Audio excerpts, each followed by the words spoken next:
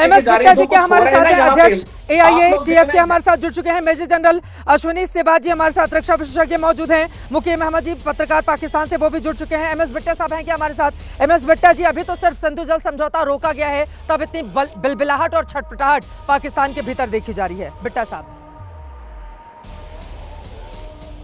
पहले तो श्रीपा जी मैं आपको सलूट करता हूं। हम थोड़ा लेट आए, खैर आपने अपने भारत माता की बात रखी, इनकी बातें सुन रहा था पत्रकार साहब की। सब कुछ करके इल्जाम हमारे ऊपर दे रहे।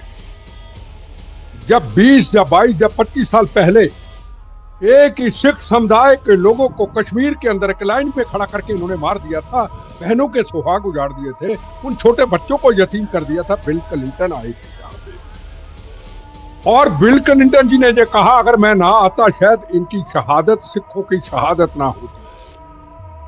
आज आपने फिर 26 उन टूरिस्टों को जो कश्मीर के अंदर शांति के माहौल को खराब करने के लिए बहनों के सुहागों को उजाड़ दिया, बहन के सामने उसका पति शहीद कर दिया, उसके बच्चे शहीद कर दिए, उनके माता बाप शहीद आपने कर दिए।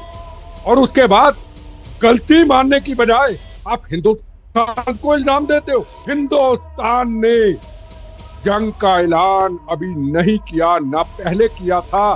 पहले जब पुलवामा की घटना हमारे पे डालते हैं, 26/11 की घटना आप करते हैं, राणा पकड़ के हम लाते हैं। निज्जर की अभी बात की, निज्जर, पन्नू, महल सिंह बब्बर अभी आपके पाकिस्तान में मरा। परमजीत सिंह पंजवाड़ जिसने दिल्ली पे मेरे से 40 किलो हार्डिया से ब्लास्ट किया, हजारों बहनों के सुहाग उजाड़े, अभी पाकिस्तान में मरा। 15 आतंकवादी पहले खालिस्तानी मरे। ये कहां से मर गए? मरते वहां, क्रिया उसका पंजाब में है, पालते आप हैं। आपकी फौज के पास दम नहीं है और आप ऐसे लोगों को पकड़ते हैं, कुछ कश्मीर के अंदर बेचते हैं, कुछ पंजाब के अंदर बेचते हैं, कुछ कनाडा के अंदर बेचते हैं, कुछ अमेरिका के अंदर बेचते हैं, वहां तिरंगे झंडे का अपमान करते हैं। हमारी फौज ये काम नहीं करती। नरेंद्र मोदी जी ने आप जैसा शख्स जिसने मिलिट्री में सर्व किया, अरे मेरी बात, अरे आप बोले हम पता नहीं क्या हालात होंगे जहाँ पे बिट्टा जैसा शख्स पत्रकारी के ऊपर इल्जाम लगाया, चुका हो। आपने हमारी सेना के ऊपर इल्जाम लगाया, आपने हमारे प्रधानमंत्री के ऊपर इल्जाम लगाया। मैं आपको स्पष्ट कहना चाहता हूँ जनाब पत्रकार साहब, ये आज का भारत है, मेरी बात को समझ लीजिए। ये जो जिस रास्ते में आप चले हैं, चोरी और फिर सीना चोरी, चोरी फिर सीना चोरी, जो गुफ्तगू है ना, क्या कहा आज बेन, आज क्या कहा, उन्होंने क्या कहा, हम खून की नदियां बहा देंगे। ये भुट्टो ने कहा खून की नदियां बहा देंगे। अरे खून की नदियां बहा दोगे आप? पानी हम दे, पानी हम ना दे, ये हिंदुस्तान का फैसला है, ये भारत का फैसला है।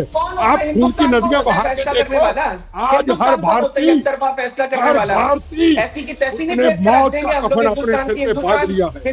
हम जिए या ना मरे, या मरे, आज लड़ाई जो भी होगी आर पार की होगी, आतंकवाद को समाप्त करके भारत रहेगा। याद रखिए, आप सब पॉलिटिकल पार्टियों के लोग वहाँ पे आम लोगों को मरवाना चाहते हैं, हाफिज जैसे लोग आम लोगों को मरवाना चाहते हैं और वहाँ गंदी राजनीति करते हैं। करने की आप लोगों को 27 फरवरी अरे औकात, हम आपको वो औकात बताएंगे, सारी जिंदगी याद करेंगे। और वहाँ का पाकिस्तान का आवाम सड़कों पे आएगा ISIS के खिलाफ, हाफिज के खिलाफ सड़कों पे आकर घसीटेगा कि आपके कारण हमारे पाकिस्तान की बर्बादी की हम लाएंगे, हम मजबूर करेंगे पाकिस्तान के आवाम को आपके चरण चबाने का। पाकिस्तान के आपने हिंदुस्तान को मजाक रखा, कभी पत्रकार को गालियां, कभी मोदी को गालियां। अरे मोदी के नाम के ऊपर आप करते हैं, इतने बेगुनाहों का खून करके अभी भी खून के प्यासे हैं आप। इतने लोगों का खून किया, कितनी बहनों के सुहाग उजाड़े, आज तक 35 साल से लोगों का कत्लेआम कर रहे हैं आप कितने बेदर्द हो गए। आप कहे के पत्रकार है, पत्रकार कोई भी होता है, अपने देश का वफादार होता है, और मजलूम का कत्ल होता है तो पत्रकार अपनी पत्रकारी को करता है। आप पत्रकारी अपनी के बारी में साथ बोल लीजिएगा। हैदर हयात खान जी, इतनी बिलबिलाहट ठीक नहीं है, इतनी खिसियाहट ठीक नहीं है। हमारे वहाँ हिंदुस्तान में कहावत बोली जाती है, खिसियानी बिल्ली खंबा नोचे। इतनी बिलबिलाहट पाकिस्तान की ठीक नहीं है। बिल्कुल बिल्कुल, जब आपके स्कूल में हमला हुआ था हम लोगों ने यही बोला था, और जब भारत की जमीन पर आतंकवादी हमला होता है तो फिर आप लोगों की ओर से क्या कही गई है? आप लोगों की ओर से क्या कही? अरे क्या पीस की, अमन की, आतंकवादियों को पाल पोस कर हिंदुस्तान में भेजते हो और उसके बाद आप लोग कहते हैं कि हम लोग बात करते हैं अमन की, पीस की। दोहरा नकाब लगाकर रखा हुआ है। ठीक है, मैं बाकी मेहमानों की जल्दी जल्दी टिप्पणी ले लेती हूँ। ये इतनी खिसियाहट, ये जो बिलबिलाहट है और ये जो डर है, समझा जा सकता है। मुकीम अहमद जी, आप भी पत्रकार हैं पाकिस्तान के, आपके पास आते हुए उसके बाद मेजर जनरल अश्विनी शिवाजी, मैं फौरन आपके पास आ रही हूँ। मुकीम अहमद जी, अब खून की नदियां बहा देंगे, सिंधु जल समझौता रोक दिया गया है तो? अरे वो भारत का फैसला है, जम्मू कश्मीर के मुख्यमंत्री उस फैसले के साथ खड़े हैं और आप कह रहे हैं खून की नदियां बहा देंगे? ऐसी गिदड़ भपकी बिलावल भुट्टो की ओर से। आप ना मेरी बात, ना बिलावल भुट्टो की बात, ना आपकी बात, ठीक है। हम बात कर लेते हैं जनरल JS ढिल्लों की, हम बात कर लेते हैं यशवंतन आजाद की, हम बात कर लेते हैं शरद पवार जी की, हम बात कर लेते हैं जनरल HS पनाग की, जो ये कह रहे हैं कि मोदी सरकार को बता रहा हूं कि जंग से बचो वरना 10 दिन में मईशत का सत्यानाश हो जाएगा।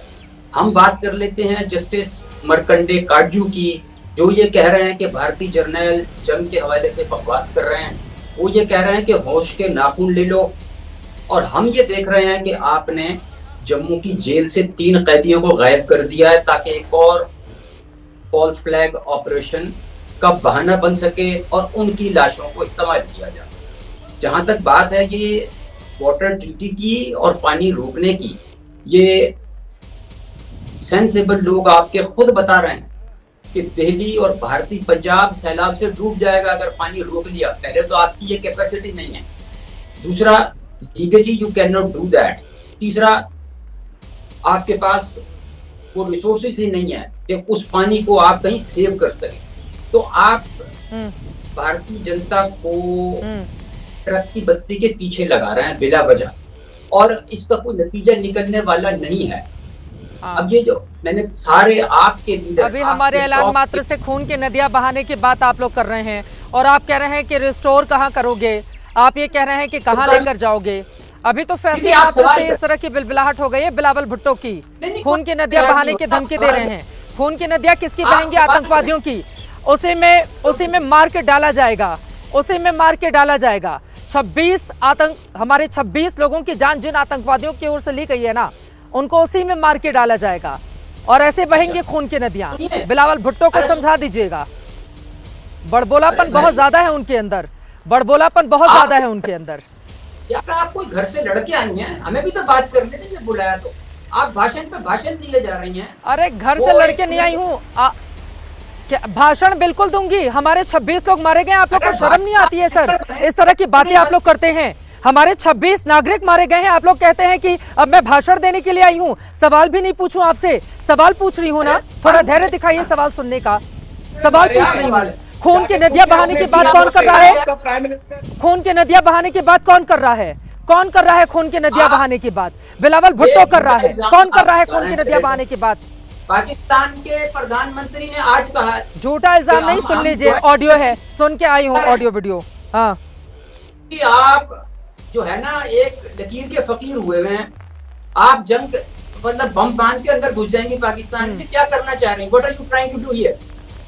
आपका मतलब पर्सपेक्टिव क्या है? What are you trying to do? What are you trying to achieve from this program? आप डिस्कशन करना चाहती हैं या इंसल्ट करना चाहती हैं या डराना चाहती हैं? क्या कर रही हैं आप? पहले डिसाइड कर लें। आप बता दें कि आप क्या करना चाह रही हैं। अरे मैं आपसे पूछ रही हूँ कि पाकिस्तान में जो आतंकवादी बैठे हुए हैं उनका इलाज कैसे किया जाए?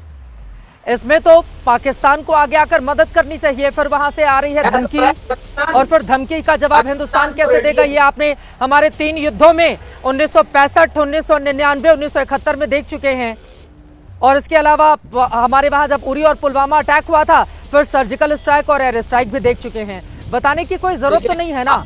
इतनी बार मुक्ति खाता है पाकिस्तान तो भी शर्मिंदगी नहीं होती है उसको। मैं तो हैरान हूं कि इतनी बार युद्ध हारने के बावजूद भी फिर से आ जाता है फन फैलाकर। मैं तो आवाम शांति चाहती है। आप लोगों को, खासतौर से आपके हुक्मरानों को इस बात की दिक्कत है कि हमारा जम्मू कश्मीर, खासतौर से हमारे कश्मीरी युवाओं के हाथों में जो पत्थर आप लोग पकड़ाते थे, अभी कलम और पैसे कैसे हैं, उनकी जिंदगी तरक्की की राह पर आगे कैसे बढ़ रही है। वो युवा हिंदुस्तान के साथ खड़े होकर सुर में सुर मिलाकर कैसे मुखालफत कर रहे हैं आतंकवाद की। आप लोगों को ये बातें बर्दाश्त नहीं हो रही हैं। आप अपने पीओके का हाल देख लीजिए, आप हमारे कश्मीर का हाल देख लीजिए। कश्मीर में लगातार टूरिस्ट की भरमार थी, लेकिन आप लोगों की ओर से आतंकवादी वारदात को अंजाम देकर हमारे टूरिस्टों को रोकने की कोशिश की गई है। लेकिन अच्छी बात यह है कि हिंदुस्तान का टूरिस्ट आप लोगों को माकूल जवाब दे रहा है, पहलगाम के लोगों के साथ कंधे से कंधा मिलाकर। मेरा ये सवाल है, तो कम से कम यहाँ पर बैठ के खड़े होके आप झूठ ना बोलती, आप इधर खड़ी होके भी मुसलसल झूठ पे झूठ बोले। आप सवाल करें, आप तो बस मुझे स्क्रिप्ट लेके आइए, घर से शुरू हो जाती है मुझे। ठीक है, आप सवाल करें, आप हमसे पूछें मालीगांव में क्या हुआ था, हमसे पूछें बाबरी मस्जिद पे क्या हुआ। मेरा सवाल है, आतंकवादियों को क्यों पालता है पाकिस्तान? हिंदुस्तान में क्यों दहशतगर्दी फैलाता है पाकिस्तान? क्यों हमारे 26 लोगों की जान ले ली पाकिस्तान ने? सवाल है मेरा, जवाब दीजिए। इस घटना पे बात कर लें। पाकिस्तान ने अभी कहा है थोड़ी देर पहले प्राइम मिनिस्टर ने कि हम ज्वाइंट इन्वेस्टिगेशन के लिए तैयार हैं, हम भी टीम भेजते हैं, आप भी बुला लें। हाँ। और उसका दूध पानी का पानी हो जाएगा। अब प्रॉब्लम यह है कि आपकी हो गई है गवर्नमेंट फेल, आपका हो गया सिक्योरिटी फेलियर, आपके करण रिजिजू फेडरल मिनिस्टर कह रहा है कि जी हम फेल हो गए, अमित शाह ने मीटिंग में कहा कि हम फेल हो गए। 7 लाख आपकी security forces, 1.5 lakh border forces, 1 lakh से ज्यादा पुलिस, 30 से ज्यादा इंटेलिजेंस एजेंसी। अरे हमारी सुरक्षा एजेंसियों से चूक नहीं हुई होती तो फिर बैठकर थोड़ी ना यहाँ पर आपसे ये डिस्कशन किया जाता। आतंकवादियों को वो उसी समय तुरंत जहां वो जाना चाहते हैं उनको पहुंचाया जा चुका होता। चूक हुई है, हमारी सरकार ने इस बात को स्वीकार किया है, चूक हुई है, इस बात को स्वीकार किया गया है सर्वदलीय मीटिंग में।